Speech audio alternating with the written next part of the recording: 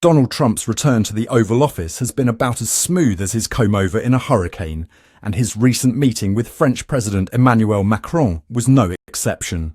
On February 24th, 2025, exactly 3 years after Russia decided Ukraine would make a lovely vacation spot for its tanks, Macron became the first European leader to visit the White House since Trump's triumphant return to power last month. And boy, did he come ready to play fact-checker-in-chief. Trump, with his characteristic flair for numerical gymnastics, claimed the United States had generously bestowed a whopping $300 billion upon Ukraine, while those stingy Europeans had only managed to scrounge up a paltry $100 billion.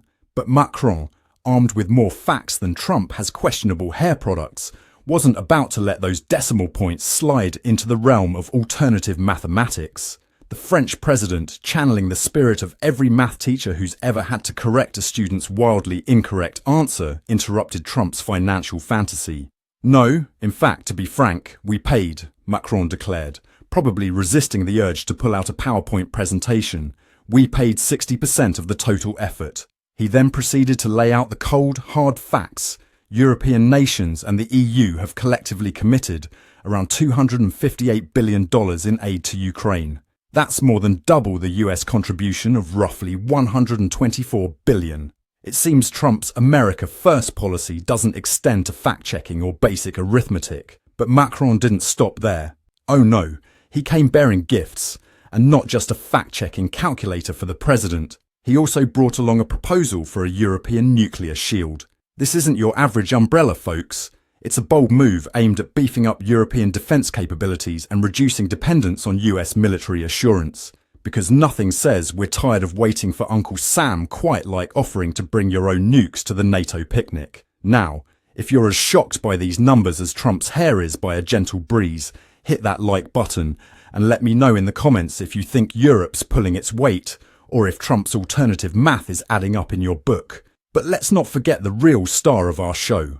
The man who seems to be living in what Ukrainian President Volodymyr Zelensky calls a disinformation space. Our dear leader has a history of, shall we say, creative interpretations when it comes to Ukraine. He's previously called for new elections in the war-torn country and even suggested immediate negotiations with Russia, because nothing says I support democracy like telling a sovereign nation to redo their vote, right? As we wrap up this mathematical merry-go-round, one thing is clear. The landscape of international relations is shifting faster than Trump can tweet fake news. With Europe flexing its financial muscles and Macron offering nuclear shields like party favours, the days of America being the undisputed leader of the free world might be numbered. But don't worry, my friends, as long as there are politicians spinning numbers and reporters like yours truly to unravel them, you'll always get the truth, decimal points and all. We'll keep you informed as the story develops. I'm Ron de Parmesan, reporting for Newscats. Stay curious, my friends.